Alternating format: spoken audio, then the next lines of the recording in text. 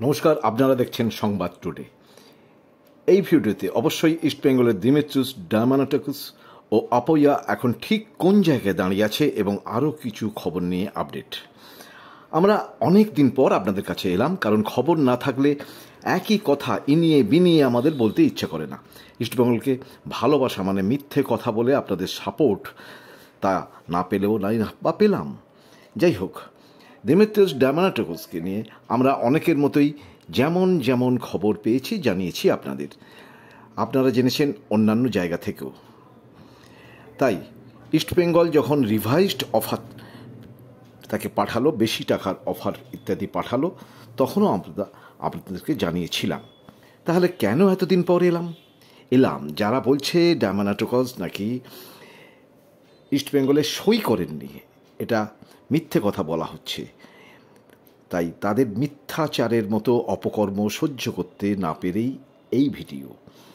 ডায়ামানাটোকুস pre কন্ট্রাক্টে সই করেছেন, এটা তো কাউকে দেখানো যাবে না, এটা ধ্রুব সত্যি, কিন্তু প্রমাণ করা যাবে না এখনই। সই হয়েছে বলেই তো মেডিকেল টেস্ট হয়েছে, দুদিন আগে মেডিকেল রিপোর্টও এসে গেছে। হ্যাঁ, তার চোট আছে কিনা এবং তা যদি থাকে, এই সব কিছু ইস্টবেঙ্গলের টেকনিক্যাল টিম খতিয়ে দেখছে। সব প্লেয়ার যারা নিয়মিত খেলার মধ্যে থাকে তাদের খুচখাচ চোট থাকে, এমনটা হলে কখনো মেডিকেল রিপোর্টে তা আসে না বলেই অস্থি বিশেষজ্ঞরা জানাচ্ছেন।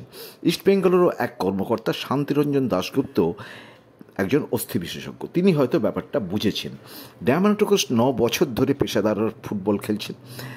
তার সমস্যা হলো মরশুমে 10টা বা 15টা বা আরেকটু বেশি সংখ্যায় ম্যাচ মাসল সমস্যার কারণে খেলতে না পারা, অর্থাৎ মাঠের বাইরে থাকা।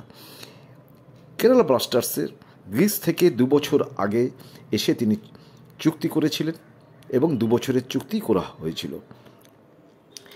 তিনি কতটা ভালো খেলছেন তা আমরা সবাই জানি। এবারে সর্বোচ্চ গোলদাতা তিনি। কেরালা ওকে আবার চেয়েছিল, কিন্তু চুক্তি এক্সটেনশন করতে চেয়েছিল এবং একই সঙ্গে টাকার অঙ্কটাও বাড়িয়েছিল, কিন্তু ডায়ামানাটোকুস তাতে রাজি হয়নি। তিনি রিলিজ নিয়ে নিয়েছেন। চোট থাকলে কেরালা কন্ট্রাক্ট এক্সটেনশন করতে নিশ্চয়ই চাইতো না। কেন চাইবে একটা চোট প্লেয়ারের কন্ট্রাক্ট এক্সটেনশন করতে? কিন্তু তারা কন্ট্রাক্ট এক্সটেনশন করতে চেয়েছিল। হ্যাঁ, ইস্টবেঙ্গল এই সব জানে এবং এটাও জানে যে দিমিকে নিয়ে কোনো সমস্যা নেই। আগামী 12-13 তারিখের আগে, অর্থাৎ 12 বা 13 জুনের আগে গ্রিসের ডায়ামানাটোকুসকে নিয়ে ইস্টবেঙ্গল তাই কোনো অফিসিয়াল বিবৃতিও দেবে না।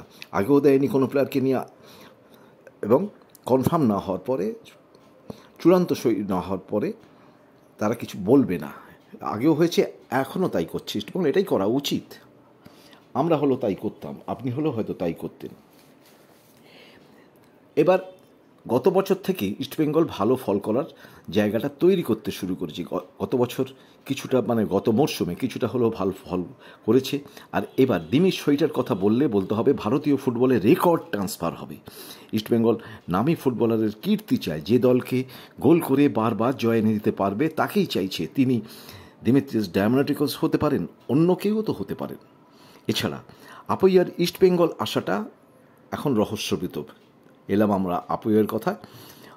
কয়েকদিন আগে শুনলাম আপোয়া নাকি পরীক্ষায় ব্যস্ত, এই জন্য জাতীয় দলের শিবিরে ডাক পেয়েও তিনি আসেননি। অথচ কী পরীক্ষা, কিসের পরীক্ষা কেউ জানে না।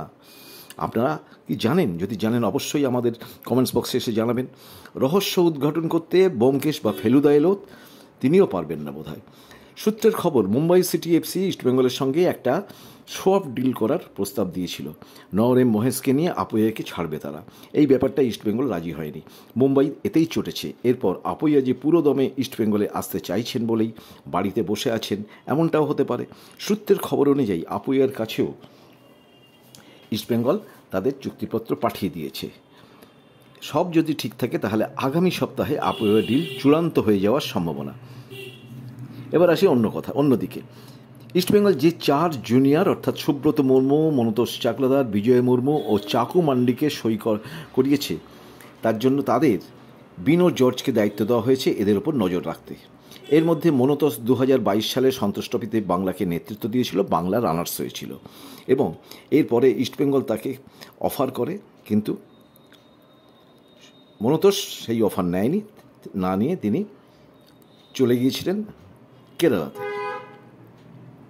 এরপরে তিনি গত বছর এখানে ফিরে আসেন, ডায়মন্ড হারবার এফসিতে যোগ দেন, কারণ তিনি কেরালা নয়, মাফ করবেন, চেন্নাইতে চলে গিয়েছিলেন এবং চেন্নাই তাকে সই করালেও তাকে ম্যাচ টাইম ঠিকমতো দেয়নি এবং তার ফলে ডায়মন্ড হারবার এফসিতে তিনি গতবারে মানে এই গত মরশুমে খেললেন এবং এবারে আবার ইস্টবেঙ্গলে ফিরে এলেন এবং আগামীর জন্য তৈরি করতে চাইছে মনতোষ চাকলাদারকে বিশেষ করে ইস্টবেঙ্গল, এবং বিনয় জর্জকে সেই রকম নির্দেশই দেওয়া হয়েছে বলে জানা গেছে।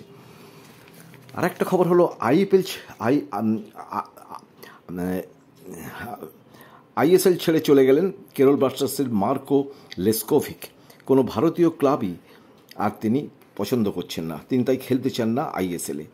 অন্যদিকে মণিপুরের সাম্প্রতিক ভয়াবহ পরিস্থিতিতে ফুটবল খেলাটাই যায়নি, সেখানকার হিংসা ওখানকার ফুটবলারদের খেলতে দেয়নি, তাই নেরোকা এবং ট্রাউ হয়তো নেবে যাবে। আর এই জন্যেই এই দুটি মণিপুরের ক্লাবের হয়ে এই পরিস্থিতিতে মণিপুরের মুখ্যমন্ত্রী বীরেন সিং এআইএফএফকে আবেদন করেছেন যাতে এই দুটি ক্লাবকে একটু কনসিডার করা হয়, যাতে না নামানো হয়। আজ এই পর্যন্ত কি শুনলেন, কেমন শুনলেন, আপনাদের যদি কিছু বলার থাকে অবশ্যই আপনারা কমেন্টস বক্সে এসে বলবেন। আর আপনারা যদি আমাদের এই চ্যানেলে প্রথমবার আসেন অবশ্যই সাবস্ক্রাইব করবেন এবং সুস্থ থাকবেন, ভালো থাকবেন।